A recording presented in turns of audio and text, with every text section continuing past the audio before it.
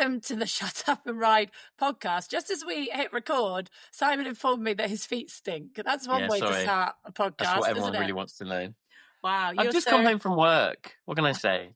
But I don't think you need to share that with everybody. No, I didn't. I'm an oversharer. What can I say? You are an oversharer. Anyway, welcome to Shut Up and Ride. Welcome. Me and Simon are back together because we're all so busy and life is hard. Ben could not make it. But Ben has gone AWOL. Ben's gone AWOL, basically. That's fairly standard behaviour, though, is it not? Which would we not say? Yeah, and you haven't listened to the last podcast where he slags you off at the end of it, so I feel like you can get your revenge now as well. Oh, did he slag me off? Yeah, what are you doing with your camera? Get your head in the middle of it. Right. Thank you. It's only because you've had well, we'll get into that in a second. But yes, no, he's... well, I'm going to get Ben in trouble. Anyway, we're straight into this podcast. Welcome, people. Yeah, at the end of the podcast, we were like, we really miss Simon. He's like, don't worry, I can be Simon for a second. Oh, I'm so tired. It's true. I am tired. No, I'm not tired. I'm all right, actually. You're right today. Anyway, welcome to the Shut Up and Ride podcast, sponsored by the brilliant, wonderful. Genuinely, I'm not just saying this because they're our sponsor. I absolutely love the team at Charles Owen. Like, go onto their social media and Silly Prune's social media, Hannah, who was on here a while ago. And by the way, we've stayed friends with Hannah. Anyone wondering if that was a one-hit wonder, we love Hannah. I speak to her all the time. She's actually a really sweet, lovely, kind human who I adore. But some of the stuff they got up to at badminton and stuff with Charles Owen is so funny. So do go and check out their social media and buy a hat as well, obviously, and a back protector. But yeah, they're brilliant. And they are wonderful sponsors of our podcast. So, and we're going to talk about them later and what's annoyed us this week as well. Simon, one part of you they did not protect is your beautiful face. For those listening, we might have to put a picture of this on social media. Simon, what has happened? So I was galloping along at a 3-day event on Saturday in the cross-country bit. It was all going very, very well. And were you having were you going fast, Simon? Were you going fast? Yeah, I was going fast, actually. Maybe that's the problem. I ended up having a run out, actually, which was really annoying. But I only got 6 time faults with the run out, so I would have been way inside the time if I'd not had the run out. So yeah, I was going fast, actually, thanks. Yeah, we were it was a box fence and then down a little dip and then over another box fence on the way out.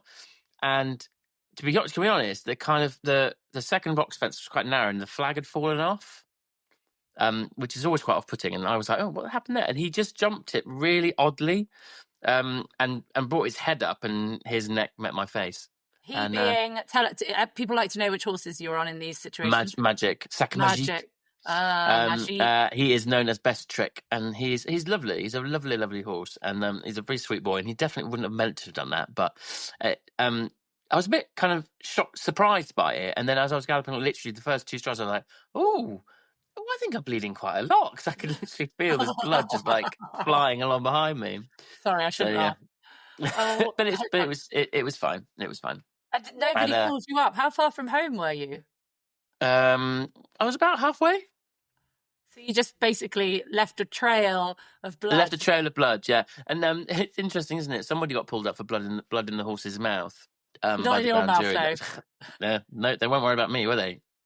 I love that. That is what you have to remember about our sport. It is all about horse welfare, and you get pulled up, but not Simon welfare. No one gives a flying fuck whether you're bleeding from the mouth.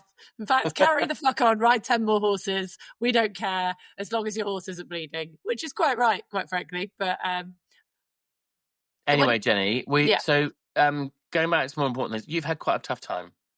It's highs and lows, Simon, over the last few weeks. Highs and lows. I actually look exhausted. I might not put any videos from this on. I've had a busy week at Thunderbirds. Yeah, it's been there's been lots of highs over since we last recorded. But there's also been I don't feel like I want to start the podcast on a low, so I'm going to start with highs. Went on a girls' trip to Nashville. If anyone's been to Nashville's a lot of fun, like a lot of fun. And apparently I can still slut drop. You'll be pleased to know. I never had any doubt of that. Thank you. Yeah. Which my friend Kate Tarrant, who is an eventer, who I went with, and my lovely friend Helen. What was this for? Was this for anything specific? So we years ago wanted to go to Po on a girls' trip. So kind of missed 40th. I remember. And 40th obviously all got cancelled because of COVID. So we ended up, when we were allowed to do shit, we're going to go to Po. And I was very excited about this. First girls' trip since pushing out humans, which when you've pushed out humans and not had that luxury of getting away from them is quite a big deal. Anyway, the night before Po, my little boy started chundering. And then the next morning, I'd been being sick all night. And one of the things about vomit bugs is doctors don't want to see you. And they're like, yeah, poke off. You'll be fine. So I sent Gregor to go and get him some like Diorolite stuff just to like try and rehydrate him. And the pharmacist was like, oh, I think maybe you should call the doctor. I was like, oh, okay. Because normally they just tell you to poke off. And we rang the doctor and they were like, oh, actually, he sounds pretty sick, to bring him in. And at that point, he was still being sick, which was getting quite worrying. And then, yeah, so long story short, the doctor was like, I'm going to ring the hospital. The hospital was actually like, we want to see him. I was like, holy fuck, this is escalating quickly. Did escalate very quickly. He then was averse to light, and we did the chin on the chest test, which was all okay, which is a meningitis test, but he didn't want to sit up, and like he couldn't sit up without using his legs, which is apparently another sign. And at the time, a couple of kids had died from strep in the area, so they didn't know if it's strep or meningitis. And he was showing all these signs, and anyway, I was meant to be going to Po the next day. And everyone obviously listening to this probably will know that Po is the horse trials, spelt P-A-U. And as I was sat there with James, I looked up to the sign above his bed, in the ward, and it said, welcome to Po, PAU, the Pediatric Assessment Unit. So I did get to go to Po, just not the fucking Po I ever wanted to go to. Not the one you wanted to go to. No, but long story short, they did blanket antibiotics and they absolutely nailed him, and he was in hospital for quite a while, but he came through it. But I never got to go to Po. So Nashville was my Po. And then after Nashville, we were going on to Kentucky to do a bit of Shut Up and Ride reporting as well and get some interviews, which hopefully people have seen on social media. Yeah. And I saw some things on that you sent us of you doing funny things and jumping around in windowsills and obviously having a jolly fun time. Yes. So in Nashville, they openly support day drinking, which I've always been a fan of. I quite like a day drink and then go to bed early. And obviously, Canadians don't really drink that much, so I've not really drunk a lot. I looked at my bank account the next day, Simon, and it just said $20, lucky bastard. $20, lucky bastard. Oh, really? Oh, my God. I spent a long time in a lucky bastard, yeah. We just stayed all day in this one pub. We went to loads of them. We were dancing, line dancing. I was wearing shorts and cowboy boots. Thank you very much, Ariat, for my cowboy boots.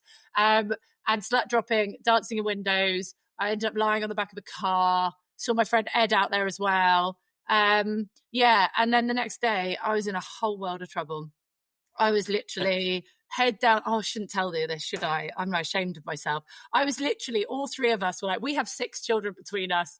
Kate was the only one not being sick. We had our heads down the toilets. I was literally judging myself, questioning my life choices. But is that not the whole point of, like, if you've left the kids at home to go and have a girlies' time away, that you can push the boundaries and can do whatever you like, surely. Push the boundaries, Simon. I fucked the boundaries right off. I was absolutely. There's a video of me like dancing with some guy, like spinning me round, clearing people out the room. Oh my God. And then we could barely talk because we'd done so much singing because the music is just amazing. All these bars are so cool. And it actually feels really safe in Nashville. It's like really fun. But like, then I was so drunk that my phone locked me out. It didn't recognize me on Face ID. Oh, wow. That's bad. I know. That is bad. And then we got a taxi. Jenny. We had to go and get a taxi the next day. And we met this wonderful guy called Mark. Like, he was the perfect Uber driver for me in that moment in time. And for some reason, he let me sit in the front with the window down. And then I started singing. We were talking about having sex. And for some reason, I started singing the Tenacious D song, Hard Fucking, to the taxi driver. Oh, dearie me. You were really going for it, weren't you? I was really going for it. And anyone who hasn't heard that song by Tenacious D, look it up and you'll see the level of my hungoverness. And Mark said to me, he's like, I've been doing this job 20 years. You're definitely in the top 3 of drives I've ever had. I was like, thank you very much, Mark. I'll share a picture of Mark. I'll take that as a compliment. Thank you very much. I'll take that. Yeah. And then I fell out of my friend's car. He was not drinking, can I just say, when he drove us back to our apartment that night. And as I did, I turned the time lapse on my phone. So I actually recorded myself falling out of the car and just kept going around telling everyone that I'd filmed my own demise. So there is a time lapse of my own demise. Yeah, I was 2010 Jenny, I have to say. I had a lot of fun. Well, why not? And then we went to Kentucky and we didn't even make the dressage. I was in a whole world of trouble. But then we were at Kentucky and it was great fun. Saw the brilliant like Harry Mead, Tim Price, all those guys. Please go watch those interviews because they're bloody funny. But yeah, it was good fun, Simon. It was good fun. When was the last time you had a night out and a bit of slut dropping? Oh god, slut dropping, I'm not sure. I mean, I had a night of drinking in a lorry at Bicton this week, which was fun. Wow. And they had quite a good party on the Saturday night as well, which was Yellowstone themed. Did you do fancy dress? Please tell me. Let me see. I was like, do I go or do I not go? Should I come in tomorrow? I was like, I'm so tired. Of course you go. Don't be so silly. So I went and it was good. It was good. But yeah, no slut dropping. No slut dropping. You do like a dance. I do love a dance. Yes, I definitely do. It's one of my favourite things. You've done a fair few TikTok dances. I've done a lot of TikTok dances and they are very embarrassing. But you know what? I don't care. I do remember when I first got TikTok, my boyfriend James, he was like, he didn't know anything about it, and then he came home one day and he was like, both my brothers have said that you're on TikTok and it's really funny. Is there anything that I need to be embarrassed by here? And I was like, I don't know. Maybe. What your answer should have been is, are you planning on downloading TikTok? Because if not, then the answer is definitely no, nothing to be embarrassed about. Yeah, but then he was like, well, whatever, I'm going to download it and look. And then he did it, and then he downloaded it, and he was like, oh, how can you make yourself look so stupid? And I was like, because I am. I love a bit of a Simey TikTok dance. I've done one and then I've retired and I can't even find that account anymore. So I'm like, it is like what I really liked about it as I first started doing in lockdown, and like no one really knew about it, and none of the Horsey Brigade were on there at that stage. So like no one knew who I was. Simon, you're a trailblazer. I was literally, I must have been. No, and like so I didn't know who anybody was, who was on it, and nobody knew who I was, and I quite liked it. But yeah, but then I got quite a lot of followers because I put something on galloping a horse, and then a woman called the Vegan Teacher basically said, at first you think this video is really lovely, but actually it's really cruel because he's riding a horse and that's really awful. But it was amazing. Like I had 250,000 comments on it, I think something like, I can't remember, but a lot of comments on it, and people like coming to my defense and being like, don't think I know it's for her and whatever. And it was like overnight, all of a sudden, crazy. I thought if you're vegan, you just don't like to eat horses. Like, surely riding them's okay, or is that? No, I don't. Yeah, I don't really know where she was coming from. To us, I didn't really take that much notice, but yeah, some people just don't like it, do they? Which is sad. That is sad. But yeah, so Nashville, if anyone wants to go, I highly recommend it. Maybe you don't need to attack it quite as hard as I did. My friend Helen, she's going to fucking kill me for saying this, we couldn't find her for one point, and she kept saying to us she kept going for power naps in the toilet. Oh God, that's really desperate. I know, and I really wanted to go home at one point. I was like, I need to go home, and they wouldn't let me because it was Kate's birthday the next day. So we were like, we have to make it till 12 o'clock, just 12 o'clock, Simon. This is how old I am now. We have to make it to 12 o'clock so we can fucking see Kate's birthday. And I was like, I need to go to bed. And then I think I did another shot, and I was absolutely fine. But yeah. I can't claim that bit as a work trip because my bank account literally says things like lucky bastard the whole way through it, which is, yeah. I'd like to say that I used to be able to last a really long time, and I used to be able to go with a hangover and be great. But do you know what? I've never been very good at all that kind of stuff. I'm still not good at it now. There is absolutely no way I could have ridden a horse the next day. I was meant to be the person driving us to Kentucky, and all I was doing was lying in bed going, please don't make me drive. Please, I can't drive. This is not allowed. Luckily, Kate was absolutely fine, and she was able to guide us to Kentucky quite a lot later than we had initially thought. But Oh, it was worth it. You it was enjoyed it, so and much fun. you got lots of stories to tell as a result. So it's great. Well, embarrassing stories that I've now told to thousands of people on the podcast. Yeah, well done me. Yeah, good. Yeah. And do you know what else happened? For the whole bloody trip, I kept singing the song, "This Ain't Texas." And that's all the words I know to that song. That's my limit. And clearly it wasn't Texas, it's Nashville. And yeah, then woke up in the morning at stupid o'clock to get my flight the next day to get back, because I had to then commentate in Thunderbird the same day, get a really early flight, get back. And my flight had been cancelled. So I ended up having to fly via fucking Texas in the wrong direction, landed in Texas airport. The irony that I'd been singing this bloody song, landed in Texas airport, and there was a fire alarm going off. You couldn't fucking script it. And I was still hungover at this point, and this whole airport was just like a siren slapping me in the face. It was just like, oh, you couldn't script it. So I will never sing that song ever again now. This ain't Texas, and then going down. Yeah, that was it. My life went down the toilet. I definitely gave up the offering. It was definitely going downhill. Yeah, it went down the porcelain god. I definitely offered it up. My goodness. Anyway, but then Kentucky, we had quite a few messages about Kentucky, so I feel like we should answer them. Firstly, and you're wearing one now. It was about the hoodies, wasn't it? Shut up and ride hoodies. Cool. Yes, and we were wearing the pink ones round Kentucky, me and my mates. The hoodies went down a treat. A lot of people coming up, and we were wearing pink. But no, it wasn't that. Quite a few people have said to me that they'd like to be able to buy a hoodie. So yes, but that wasn't really the plan, was it? I think we need to make all kinds of merchandise, because we're getting a lot of people ask us about it. But what also happened in Kentucky, and I can't, because I'm so tired after a week of work, remember the rider's name. But there was a rider. The roles are reversed. Oh yeah, I know, right? Well, you're the eventing geek. You're the tired one. A rider that got told they had like the best save of the day. You know, like you'll see it, and they horse nearly fall off, get himself back in the saddle, and carry on. Yeah. They land over a fence. The horse kind of pecks, stumbles, head goes right underneath it, but stays almost upright, picks himself up, pops the rider back in the saddle. I don't know if you saw it. It wasn't a rider I actually knew very well. It was and Calvin. Carries on. Calvin, I don't know his second name. Yeah. Loads of people have actually messaged us from that, because it's actually, again, one of these clips that's gone around socials of whether he was right to carry on or not, because it was actually quite the fall. Like the horse really kind of went down, but then picked himself up, carried on, and then he presented him like the next day and everything. But what's your stance on that? Like how? Because obviously it's a 5-star. It's taken a fuck of a long time to get there. It's very competitive. He got quite a lot of grief for that. Yeah, he did, and we've had loads of people like asking us to discuss it. So I thought, he did also get in trouble for it as well with the FEI. He did get. I don't know whether he got a warning or. Don't quote me, but I'm pretty sure that he did get in trouble with it, and they did have a word with him.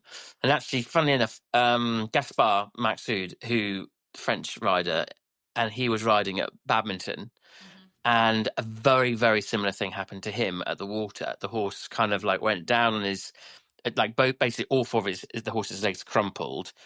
And somehow managed to step back up again and carry on. And the big difference with Gaspard and Calvin was that Calvin got back on its feet and he legged it, like he kicked it and was like, right, let's keep going. And Gaspard stopped, trotted, looked down, checked the horse, and then he carried on. Okay. And that for me is where Calvin went wrong. Like he should have. Like I hate to kind of be overly critical, but like he should have checked the horse really. Like he didn't know it was actually properly okay, because it went. I suppose on the flip side, when you're in that situation and your blood's up and you're being competitive and you want get on, come on, let's keep going. I suppose you don't think logically sometimes. Absolutely, totally. It's a split moment decision, and absolutely. So you don't want to be too hard on him, but at the same time, I personally think it was a mistake. And Gaspard was in exactly the same scenario. He was in a quite good spot, I think, after dressage, if I remember rightly. And and he did check his horse and then carried on. So It is interesting, isn't it? Because I feel like a few years ago, if that had happened, it would have been clipped as, look at this amazing save at Badminton, or look at this amazing save at Burley or Kentucky or wherever it is. Like I mean, there was one back in the day. Do you remember when William, was he on Tamarillo? I can't remember. Do you remember that? Well, there was that one where it left a leg at the bounce into the lake. Yeah. And then left a leg at the second part as well. And William just didn't move. No. He just, and yeah. And there was another one where, and I think he designed... That was a bit different. That was a bit different. But there was one where the horse's head and everything submerged. It's quite a famous one. He's got like the pictures of it on his wall. And the horse went completely underwater and came back up. William kind of floated for a second. And then they were back together and fine. And the horse looked absolutely fine. But again, these things used to be celebrated as amazing saves. But now people are looking at them in a different light. And I feel like... I don't know.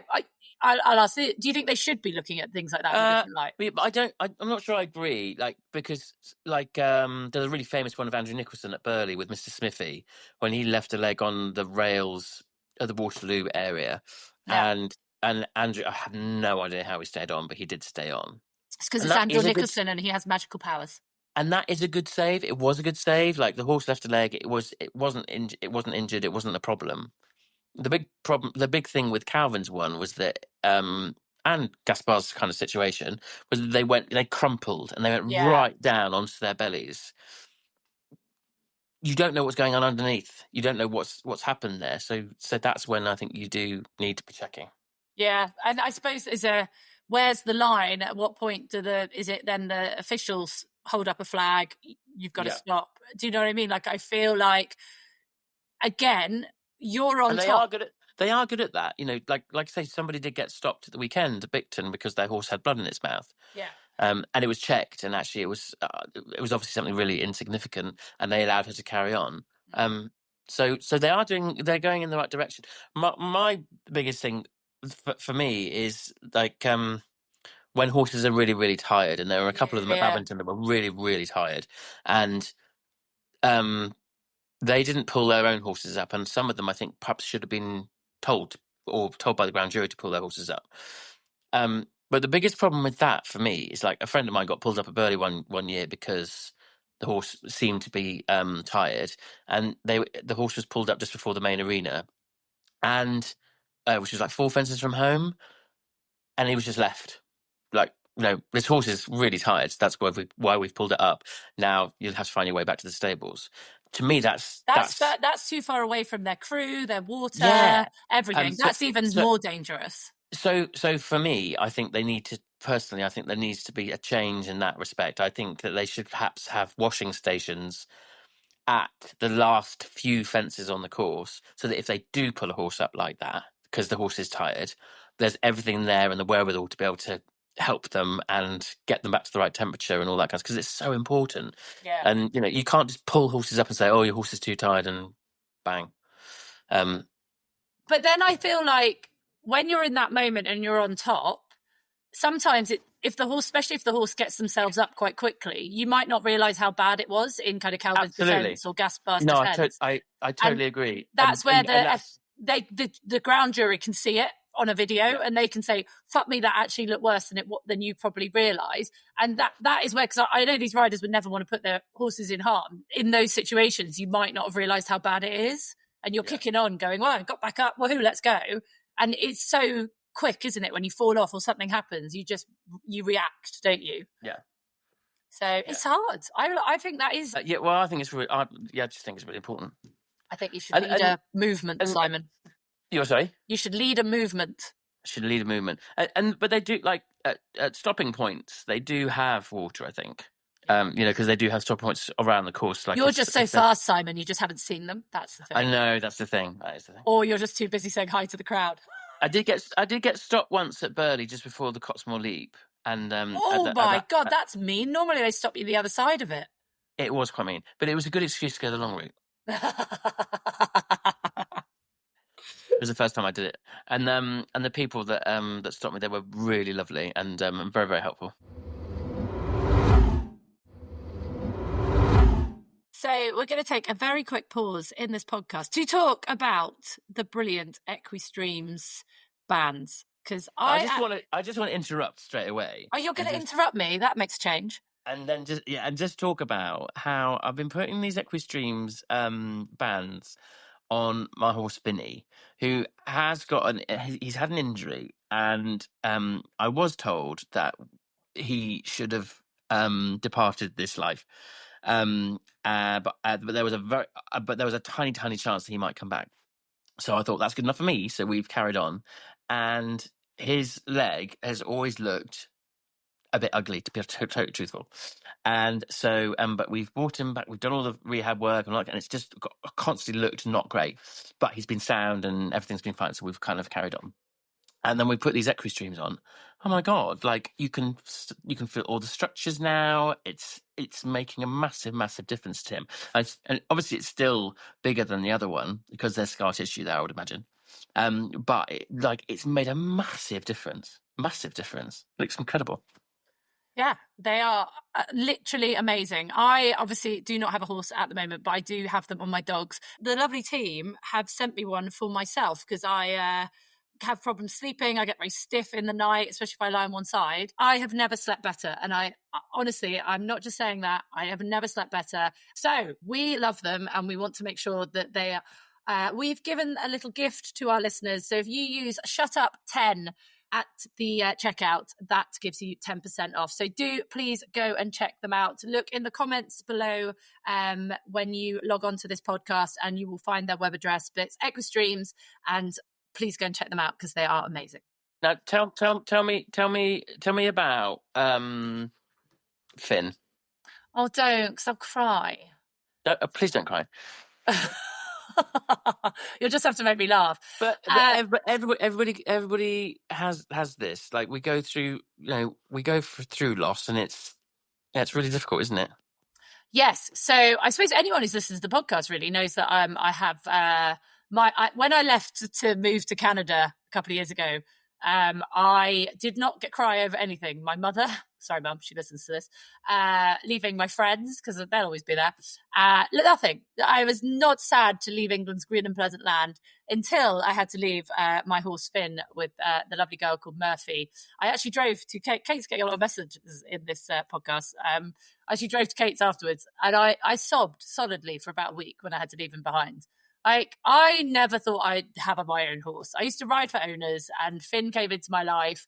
Basically, Kate was settling him. She didn't know if he would suit other people because he was quite tricky to ride, and he liked to gallop at show jumps, and they just didn't get on. His dressage, his cross country, I genuinely believe if you'd have asked him to do a 5-star, he would have done it. And Lucinda Green said that to me as well. She's like, Jenny, he's a 5-star horse. I'm like, maybe Lucinda, but I'm not a 5-star rider. Absolutely not. Do you know what? I'd more likely want to have a go at the cross country than the show jumping and the dressage. But he was never going to make great shapes in dressage and show jumping. He was never he was just a cross country machine. So Kate was selling him, and I at the time lost an owner and had no horses. And she was like, "Do you want to just come and try him? Because I need someone to see what he's like for other people." And at that point in time, my mum had given me £5,000 towards mine and Gregor's wedding, and that was my inheritance. Basically, that was all the money I was going to get off my parents, and my mum had saved it. And she was like, "You may as well have it now to help pay for the wedding." And I sat on Finn, and within like 5 minutes, we were jumping like 1.20 m. Like, I just loved him. I just knew he knew where his legs were. So for me, I'm very much you know more than me. I'm happy to sit here quietly. And that just really suited him, like not being told what to do. And don't get me wrong, he was fucking nuts. And he's 8 years old, so he was a great age, and he was Irish. And I looked at Gregor and I was like, love him. And this is when my husband's amazing. And Kate went, $6,000 in installments or $5,000 up front, but if you ever sell him, I want a cut. And I was like, sold. So I spent my wedding money on him, and anyone who came to my wedding had to bring their own booze because we couldn't afford it. So we did a BYO wedding and everyone was very happy to bring their own booze. It was either that or a cash bar, and they were like, no, we'll bring our own booze. So everyone brought their own booze to the wedding, so I could buy my first horse at the age of 33, I think I was. And yeah, he was just amazing. For me, I love training. Like, I just love it. Like, I've had lessons with him, and I used to just go to Lucinda's, and I've had lessons with Jock Paget and Victoria Panizon and Paul Tatner, and we went hunting, and we did team chasing with Laura Collier and hunting with Jay Hallam. Like, we have just had so much fun over the years. And he's just been my whole world, Simon, my whole world, like everything. My kids ride him.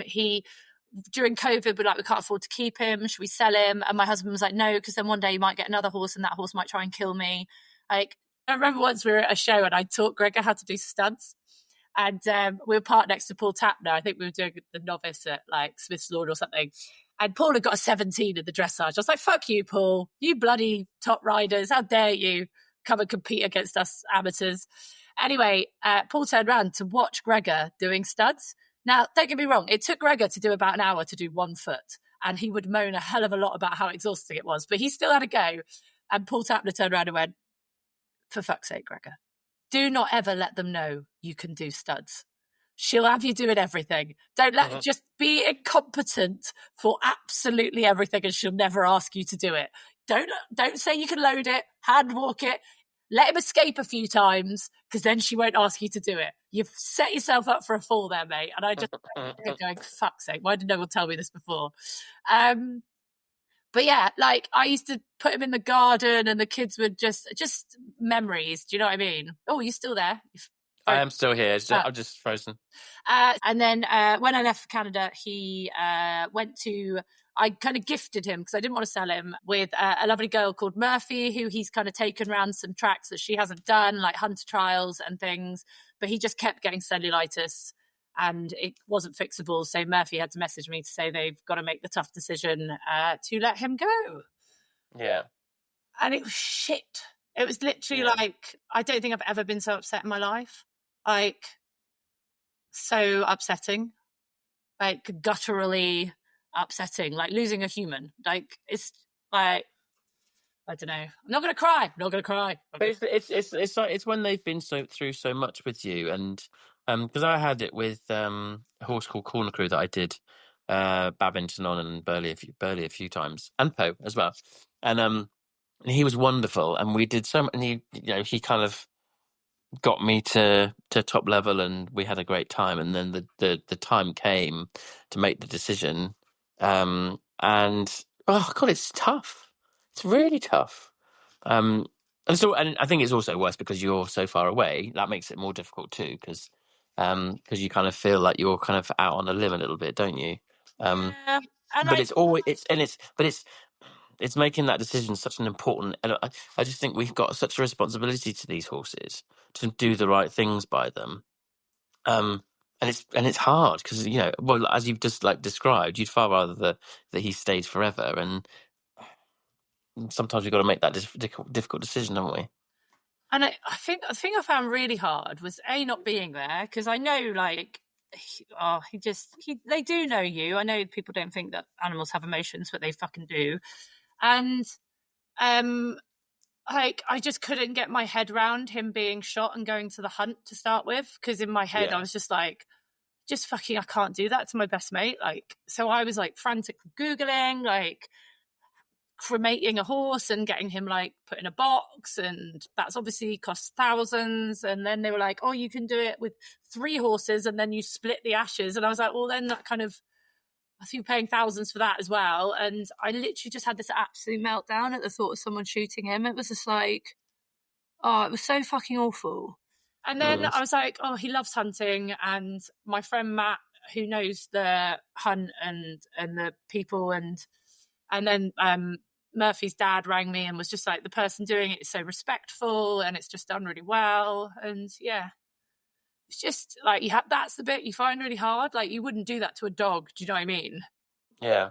But you also got to think about how quick it is, and how, it's worse for us than it is for them, because it's done. It's good that, because I had that with Bozzy as well, because I held him. And in some ways I kind of wish I hadn't, but yeah, it's all a personal thing, I suppose, isn't it? Yeah, and like Kate's getting so many mentions of this podcast. Shows what a good friend she is. She went over there and said goodbye for me, and she's got some of his tail. and his mane. And so if anyone knows any good jewelers or artists as well, because I want to get a proper painting of him, and I really want to get some nice jewelry, like proper stuff made that I can then Delilah can have after, or James, and or maybe even make a couple of pieces, but like really nice stuff. Like I've got a tattoo of him already, but that was really hard because she was like, oh, he seemed really happy and the sun was on his back, and I was like, oh, why can't he just live like that forever? Like, Yeah. So anyway, it's been pretty shit. Yeah, it has been shit. It has been shit. Anyway, but yeah. But you gave him a really great life, and you made some really good decisions by him, and so you should be really proud of that. And you've got some great really treasured memories to think about. Oh my God, some really the best fun memories. things. Like I was pregnant with my kids and rode him, and like my kids just loved him. That was really hard as well, telling the kids. No one kind of prepares you for that. Yeah. Like the kids really loved him. I really loved him. And we always just had this dream when we moved back to England, he'd come in and be like our dog in the field. Because some horses don't want to be field ornaments. But I think Finn would have been quite happy living in our back garden. That was always like, and the kids would just sit on his back and like, you have being like a giant Labrador. Absolutely, a giant Labrador. So yeah. Anyway, but you've also got to think about how, and I thought this with Bozzy because obviously I was really upset when he went, and you've got to feel really lucky to feel like you're feeling like this because you've had something so special, and that's a really wonderful thing. And grief is grief's a really hard thing to deal with, but I think it's something that needs to be embraced, and it's, in a way, it's an honor to have it because it means that you had something that was really special. Yeah, that's a really good way of looking at it. It just fucking sucks that they don't live as long as us. It does. It absolutely does. Fucking sucks. I was reading this thing the other day about dogs because I think my dog's she's fine at the moment, but she's very old, and so I think she's gonna be on the way out. But I was reading this thing the other day online, and it was David Attenborough actually, and it was talking about dogs, and they were like, why do dogs live a shorter life than humans? And have you seen this? I don't think I have. I've heard like a lovely phrase of why do dogs live a shorter life than us. Yeah, and that was, I think it was there, and it was that, and it's it was a little boy, and they're like, oh, it's really sad, but we're going to have to put our dog down, and they did it, and the dog like passed away really quietly and peacefully, and then they were talking about how dogs have a shorter life and why that was, and the boy chirped up and said, well, I know why it is. It's because we have to learn to be kind and to love and to be nice. That's why we live longer. But dogs already do that as soon as they're born, so they don't need to be here as long. That's really cute, and it's very true. How old is your gorgeous girl then? How it's gorgeous girl is now 14. 14. And people, do you know what? People go, oh, it's a good age. They've done well. I don't give a fuck what good age is. I just want them to live longer. Can you piss off with your age?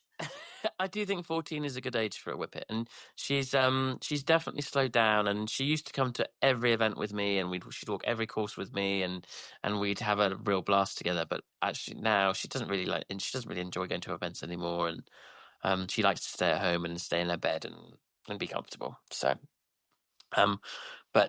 yeah, when she goes, it's gonna be very tough. But I had to say goodbye to my friend, and I did a tribute to my friend Caroline Moore, who passed away, and it was I haven't seen you since then, and that was tough. But she was really amazing. Well, is really amazing, and I kind of tried to bring that across in my tribute to her because I was kind of talking about how hardworking she was and how at the end, and I think I'd like to be like this. I think she I said I know that she would be really annoyed if we moped. There must be no moping around because I think she'd be really annoyed with it. And we should all just try and live our best lives and be the best versions of ourselves that we possibly can be. And that's what she would want. She wouldn't want us to be kind of like being sad. And I think that's really important. And yeah, she was a wonderful human being, and I miss her very much. But so that was quite hard. Well, very hard. I don't know how you got through a eulogy. I don't know. Like, I can't get through a fucking podcast talking about my horse. Like, do you think it's just in that moment you can just do it, and then, like, how did you get through it? I held it together, and because I practiced it quite a few times, and every time I did it, I kept it together right to the very last bit. Because I said, what did I say at the end? I said, it's something like, it was a real honor it was a real honor to have her as part of my life and to be able to call her my friend, and that got me every time. It got you then as well. Oh my God! People are going to be listening to this. They'll either be hardened and be like, "Oh, shut up, the pair of you," or be like crying their eyes out. But it's absolutely true, and and I wanted to say it, but every time it got me every time, and I managed to get, and I just talked for not a long time, but I talked for enough time, and but that bit each time got me. It's like the bit in Four Weddings and a Funeral. I always think of that when I think of a eulogy, where when he stands up read and a poem. Yeah, and the clocks stop and all of this. He was my north, my south, my east, my west, my working week and my daily rest. I thought love would last forever. I was wrong. It's so moving. John Hannah. It's John Hannah, isn't it? He was just sensational in that film. And that film is so funny and so emotive, but yet so dark. But then to have that bit is just so like, and it almost takes your breath away, doesn't it? That bit, because you kind of it takes you to, like, I defy anyone not to have cried in that bit. Like, you have to be a soulless fool. It was really ahead of its time as well. Because it's quite a long time ago that Four Weddings and a Funeral was happened, and they really they broached that subject of like a gay couple and how they were virtually married anyway, but no one really kind of realised it or really thought about it, and because back then it was still very it was frowned upon in lots of ways, and it's improved a lot since then. Yeah, absolutely. And this is turning into a very, very deep and I know. Well, I can change it. Podcast. The beginning of that film is one of my favourite starts to any film, because they're just in bed and they go fuckity fuck. Sorry, anyone listening to this with kids, but it's just absolute genius. It's genius. I just love it. It's a bit like well, it's not like, but I don't know why, but it's just made me think of the Vicar of Dibley when Alice is getting married. And they go, I want to ask you, is there anybody who sees any lawful reason why these two should not be joined in matrimony? And then the door opens and this woman comes in and she said, yes, because the groom is already married. and I've got the marriage certificate here to prove it. And then he turns around to look at her and she goes, oh, sorry, wrong church. It's so good. Vicar of Dibley, bring that back. That was just so funny. My favourite bit is the bit where she jumps in the puddle and just sings. Yeah, she's so... Dawn French is just... She's so funny. She's someone I'd like to have dinner with. I think that would be quite funny. Like, and Jennifer. Because Jennifer owned a couple of event horses. Yeah, for Piggy. Yeah, she did for a while. She was really supportive of her for But you say this, right. Has anyone ever seen the sketch? And if you haven't seen this, please go and look it up. You shared it with us not that long ago. Jennifer Saunders and Dawn French Pony Club or something like that. And basically it's Dawn French kind of getting up in the morning. She's like pretending to be a pony clubber, and she's going to go to her local farm where she rides this like farmer's horses, who's played by Jennifer Saunders. And she's like doing up her tie and putting her boots on and getting all excited to go. And then she turns up and Jennifer Saunders, all right, I thought you'd ride Peter Pan then today. Right. And Jennifer's and Dawn's like very excited, and they go to the field and they take like 5 hours to catch Jigsaw and Peter Pan. And it's like, oh, you bloody bugger, bugger. Jigsaw, you bugger, Jigsaw. And they're like, they get baling twine and they're sat there then eating the horse. It's fucking genius. And then they finally catch the ponies after like 5 hours, and then they tack them up and they go down to the field, and it's absolutely hilarious, and it's so what happens. And I think Peter Pan, like, they walk up to the fence and Peter Pan just puts his head down and just starts eating grass, and she can't pull his head up. And then at one point, as Peter Pan's eating grass, Dawn is just sat there going, and this is Peter Pan and Dawn at badminton. Giddy up, Peter Pan. And she's like in her head doing exactly what I did as a child, imagining. And they ride for like 10 seconds and then they go back. It's like, same time next week. And at one point, she's on Jigsaw. Peter Pan's eating grass. And Jennifer Saunders just comes flying past Dawn French on Jigsaw going, Jigsaw, you bugger! Jigsaw! Woo! Like this. It's so funny. Right. Now, this is where my story was going. So I then interviewed Jennifer Saunders because she was at Olympia and I was working at Olympia. Sorry, not Olympia now, the London International Horse Show. And I was allowed to go and interview her after the Rolex course walk. So I went down and Spencer Wilton and Jay Hallam dared me to ask her about Peter Pan and Jigsaw. I was like, oh, fuck, I'm meant to be like doing a serious interview. I think I was doing it for Rolex or someone. Anyway, I was like, this is a serious interview. I was like, oh, fuck it, you only live once. So I was chatting away to her. And then I said to Jennifer, I was like, so Jennifer, when you walk that course, do you think that Peter Pan or Jigsaw would ever have been able to jump any of those fences? And she didn't How did she take it? Simon, she didn't even smirk.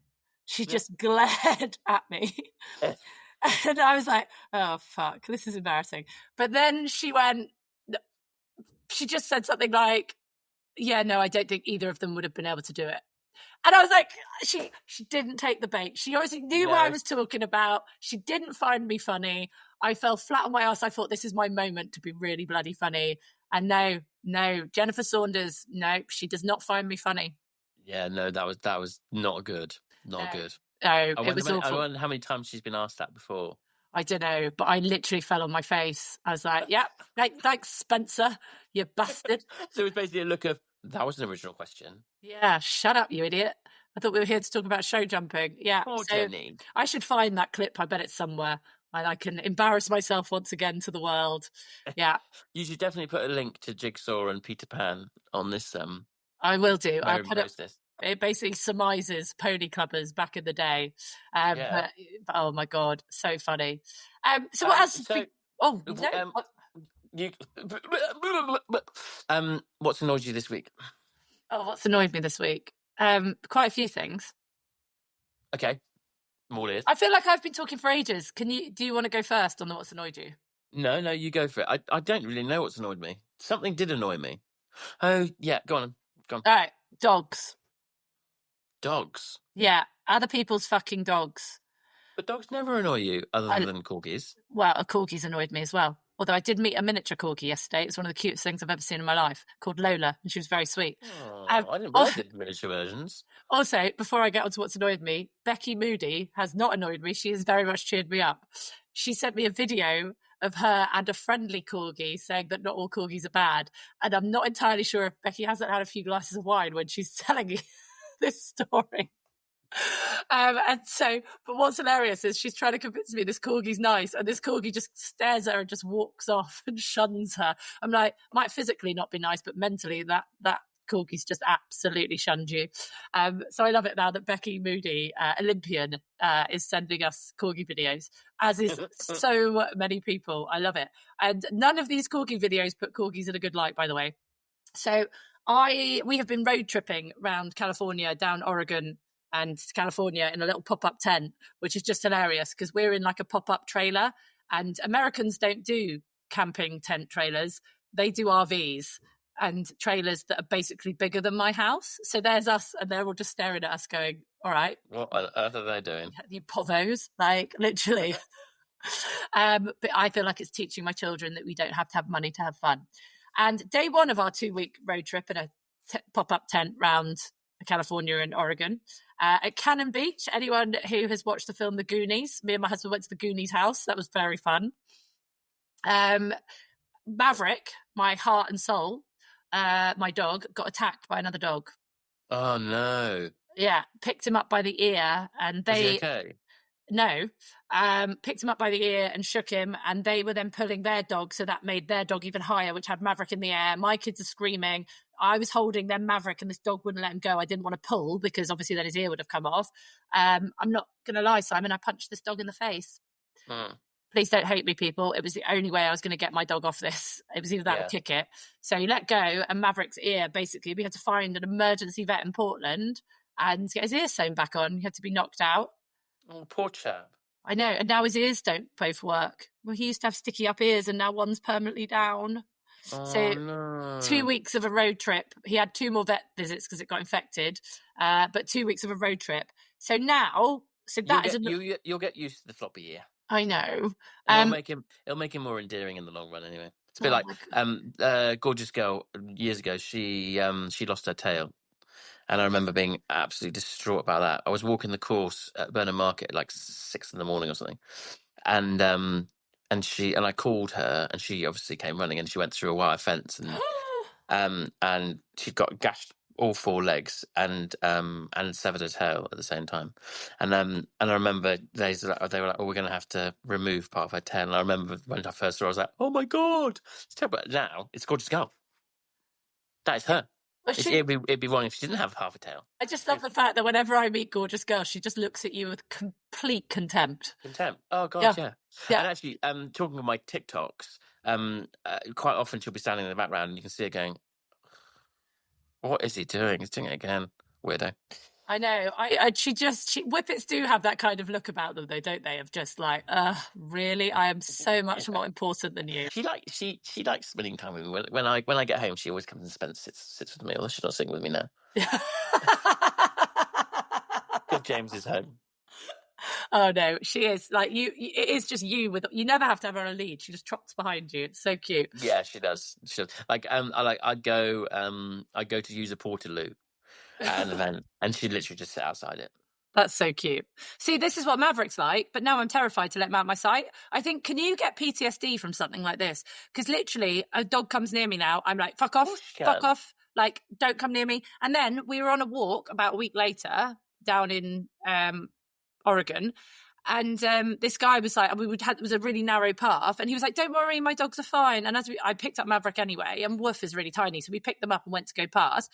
And as we went past, this corgi fucking growled and tried to bite my kids. That's the main thing that's annoyed me, because I'm like, don't say your dog is friendly and not understand and read the signs that your dog is a fucking corgi is vicious. I've sworn a lot in this episode. I feel like there's a lot of anger in me today. Sorry. But yeah, so that is what's annoyed me. Like, people, like, obviously things happen, but not knowing your dog. Like, don't let your dog talk to other dogs if you're not 1,000 trillion gazillion, whatever big number out there is, sure that it's friendly. And just understanding your dogs, and that's what's annoyed me. I'm an angry human right now. You know what? Just talking about gorgeous girl, not sitting next to me. I'm sure I can hear her whining outside the door. Oh, hello. Oh, see, there she is. She loves you, really. Oh, see, you were talking. Come on, darling. You're going to come up in here.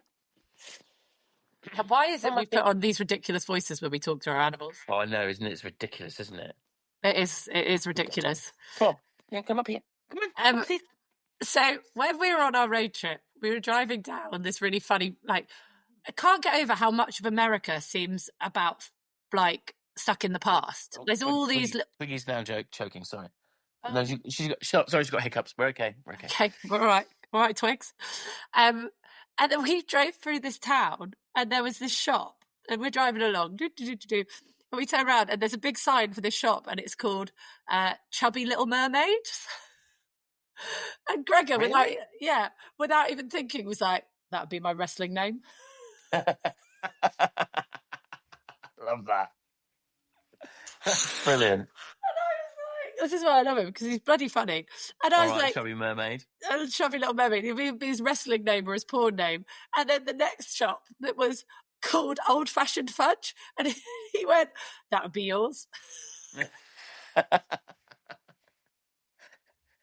You're not old-fashioned. Well, apparently, that's what he says, old-fashioned fudge. I think I probably did say, surely that should be Simon's, but... Yeah. So, yeah, that made me think, like, I need to ask people what their wrestling names would be on this podcast.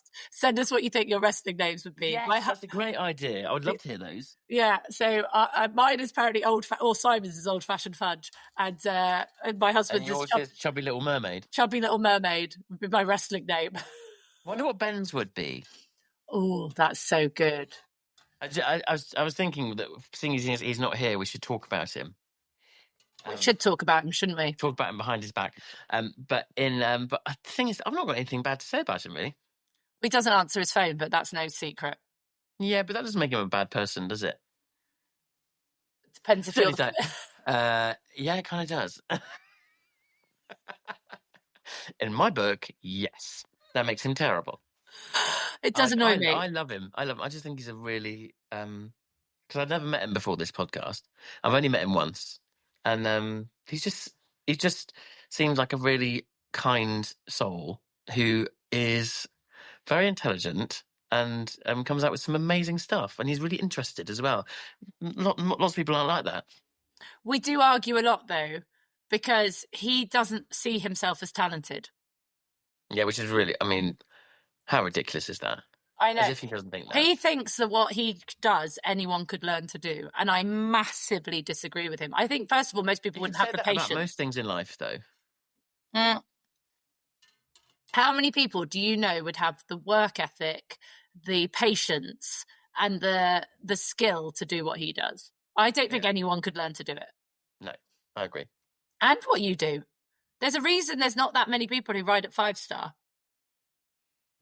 Well, yeah, I mean, because a huge part of it is luck as well. Money. And yeah, that's a big element of it as well. But with what Ben does, it's not all about money, is it? No. But he's just devoted his life to working horses out and getting in their brains and getting in their heads and working out what makes them tick. Yeah. Which I suppose is similar to what I do, but it's just slightly different. Absolutely. Anyway, I miss him. I wish he was here. I know we do, but he said he can record on Friday, so we'll do another one. Oh, excellent. Okay, on Friday. But we do have to finish with a what's annoyed us all this week on behalf of our lovely sponsors, Charles Owen. Yes. Adverts. I was quite shocked by this. I don't. Yes. In some ways, I think it's kind of. I was more than shocked. I was confused by it. Yeah, so I liken it a little bit to the Aldi versus M&S Colin the Caterpillar type thing. But in some ways I feel like, so it's another hat brand. I'm not even going to say their name because I don't want to give them the advertising. Has basically used advertising in a derogatory way. Is that the right word? Or I suppose, yeah, it is, isn't it? Yeah. I'm just going to get the picture up so I can see what they actually wrote. But they basically slag off another brand to get their brand off. It's just a very subtle. Well, no, it's not subtle. It's not subtle. They say Charles Who, out with the old, in with the new, and then a picture of their own hat. Well, I feel that I'm very loyal to Charles. Yeah, well, I mean, I can only wear Charles Owen, to be honest, because they're the only ones that fit me, and they are absolutely phenomenal. I love those hats; they're so good. But I just don't understand why you would basically advertise your biggest competition, which is what they're doing. Well, they also slag off Champion as well. And they've put, there's a new champion in town, out with the old, in with the new. So it isn't just Charles Owen. They've slagged off Champion as well. But again, you're promoting your biggest competition, and they're more experienced and more knowledgeable than you are. Yeah, I know. It is. I just feel like in a world where we should be being kind and promoting kindness, even though I am very mean to you, but I love you deep down. It's all tongue in cheek. At least I tell myself that. It is, isn't it? It's awkward. Yes. Hashtag. Oh my God, is that some tumbleweed going by? Yeah, la la la la la. I do love you, really. But I feel like it's not like, I don't know, like the stuff with Colin the Caterpillar and the Aldi Caterpillar. Colin versus Cuthbert the Caterpillar. I'm not sure that that's a really good way of doing it. This was quite funny as well, wasn't it? Like the Colin the Caterpillar was quite funny. This just feels like a bit bitchy. It's a bit like claws out. Meow. Yeah, but at the same time, it's got us talking about him.